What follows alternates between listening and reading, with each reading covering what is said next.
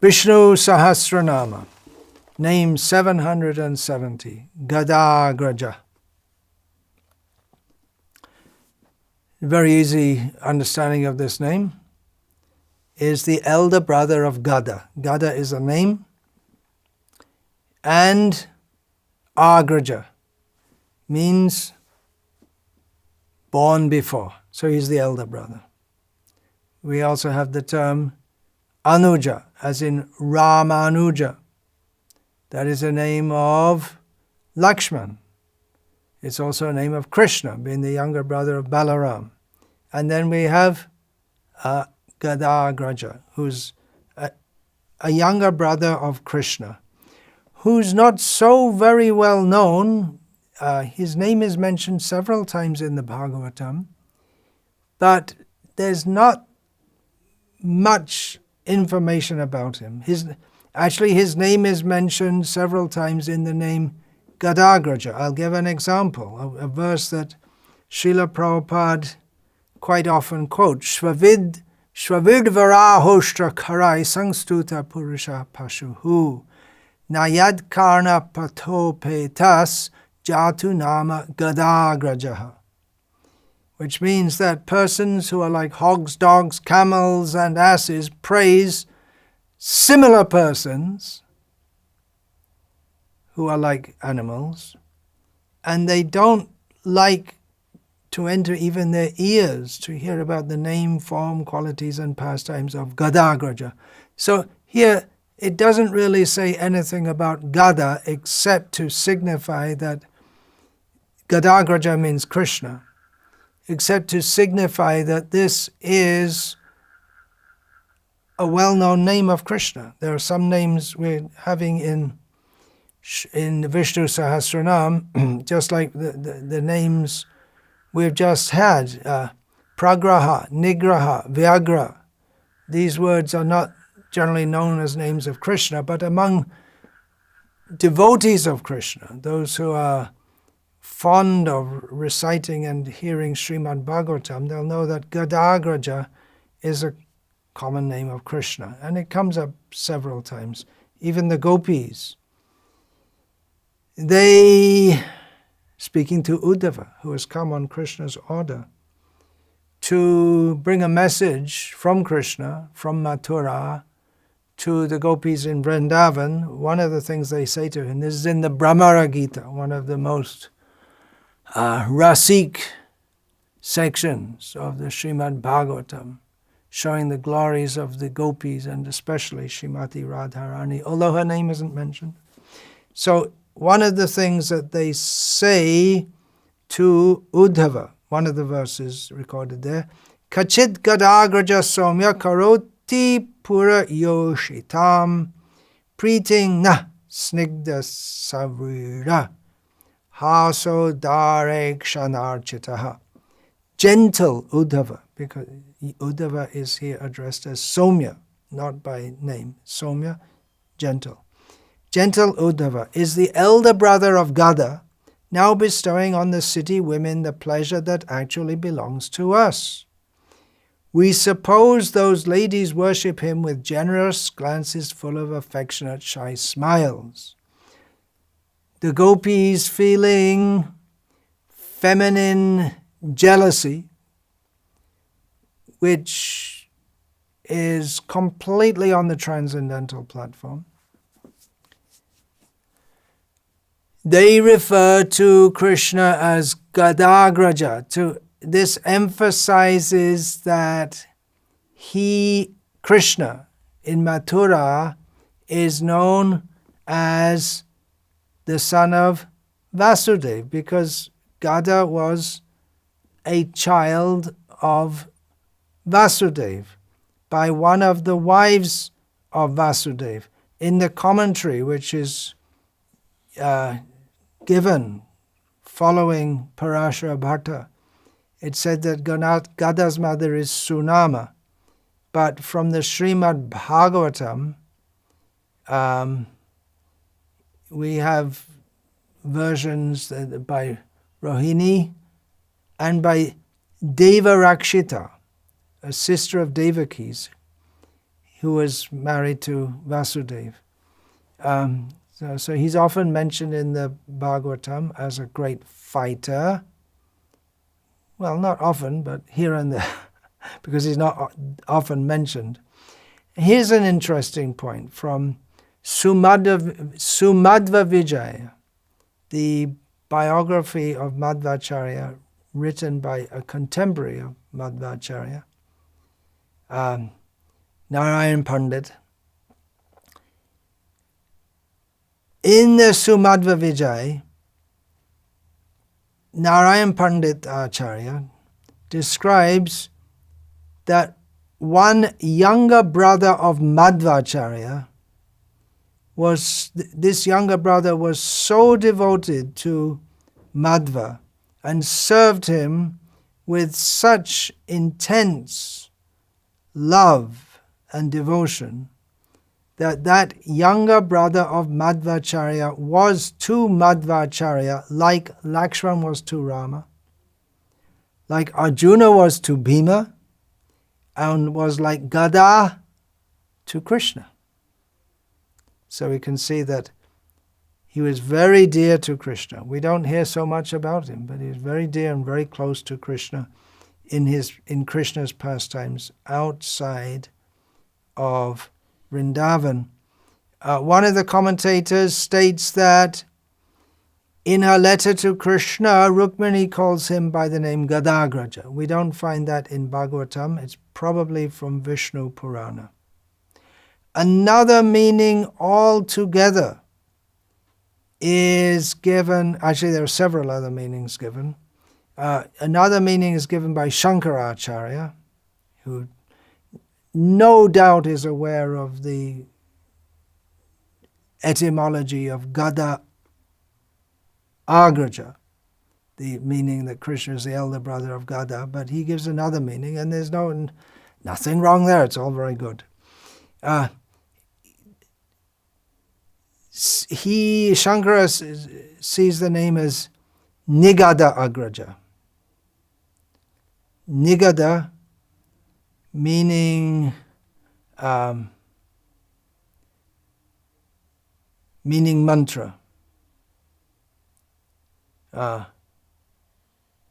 So Nigada and Agraja, born. So it means Agraja means born of. So born as a result of mantras. And he gives the example, Shankara gives the example of Lord Rama, who was born of the Putra Kameshti Yagya. The Yagyas, of course, a main component is the offering into the fire, but another absolutely essential component is the chanting of mantras. And according to the mantras chanted, the result of the yagya will be forthcoming.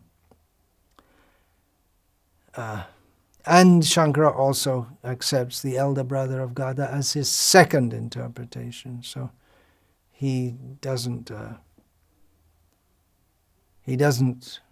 reject it, but he gives another meaning first. He's well aware of that.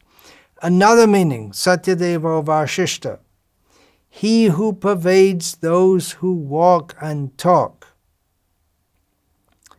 And again, it's a different breakup of the Sanskrit. Gada, meaning walking, Agra, meaning talking, and Ja, that gives the sense of born of, but it can, in that sense, can be extended to mean pervading. And therefore, he pervades as the soul all those who walk and talk. In other words, he is the life of those who walk and talk.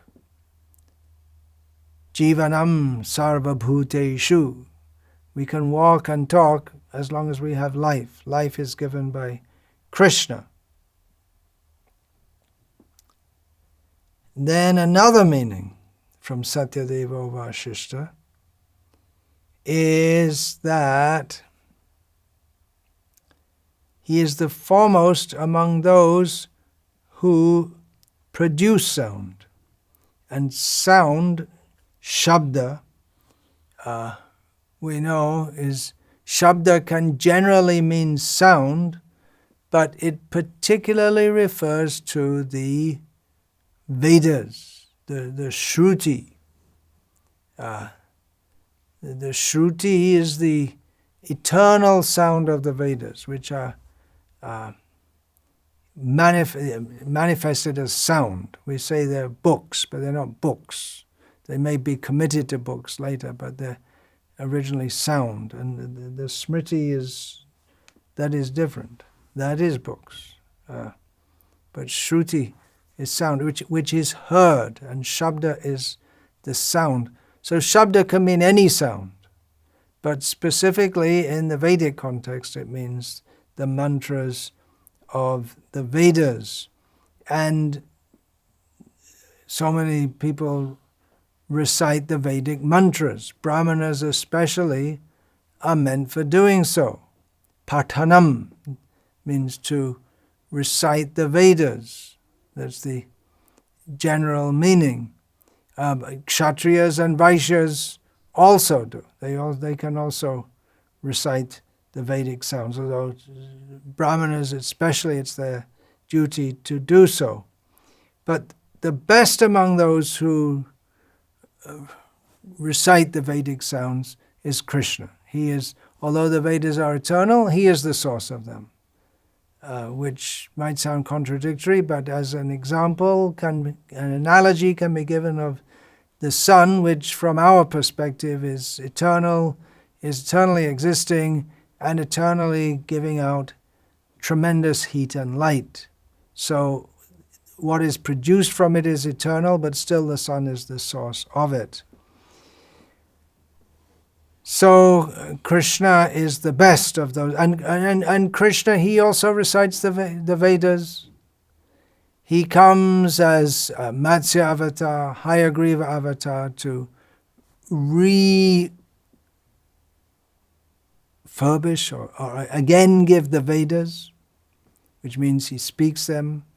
When the Brahmanas recite the Vedas, that sound, they're able to recite that sound because Krishna gives them the intelligence by which they can memorize it, and gives them the physical ability to repeat in exactly the right pitch. So Krishna's there always, and Krishna himself, during his householder life in Dwaraka, would daily perform yagyas, which either his home yagyas as a kshatriya, he was duty bound to do that, and he would from time to time engage brahmanas in special sacrifices. And kshatriyas, of course, they would maintain so many brahmanas in just to be there and recite the Vedic mantras. And some of them may worship in the temple also, they may teach also. But one main duty for keeping brahmanas, kshatriyas would maintain them so they can perform yagyas and chant the Vedic mantras for the auspiciousness of the world, and particularly for the auspiciousness of the kingdom. And that was a standard thing. We see in Mahabharata that the troops, they would go out to fight every morning, and they would go out, first the brahmanas would chant mantras for their protection and for their victory. On both sides, they would do so. That was essential before going for fighting. The different fighters might boast about their abilities, but they would not go out without first taking the blessings from the brahmanas, who recite mantras, which can be extremely powerful. Not in Kali Yuga, we won't find. The power is vitiated by a totally sinful atmosphere, and the brahmanas, unfortunately, they've lost their potency. We have the Maha Mantra. So the foremost of those who produce sound is Chaitanya Mahaprabhu, Gai Gaura Madhur Shore. He's chanting Hare Krishna, Krishna Krishna, Hare Hare, Hare Rama, Rama Rama, Hare Hare. He's the foremost of those who chant the Mahamantra. Krishna is the foremost reciter of the Vedas. Coming up soon is a very important name. All the names are important, but this one, in my humble estimation, is very important for our understanding of the Supreme Personality of Godhead. Coming up soon, Chatur Vedavit, he who knows the 4 Vedas. So we'll discuss more about that there when we come to that point. Krishna willing, all glories to Srila Prabhupada, who introduced us to this Vedic knowledge and Vedic way of life, to Gadagraja, so that now we no longer fall in the category of persons within whose ears do not fall topics of Gadagraja. In other words, we do hear about Krishna. We've been saved from animalistic life, Shvavidvara Hoshtra Karai, living like hogs, dogs, camels, and asses without hearing about Krishna. Now we are hearing about Krishna. Very grateful to all of those who encourage me by listening to these talks. It is gratifying that in this dark world, in this dark age, there are people who are interested to hear about Krishna in a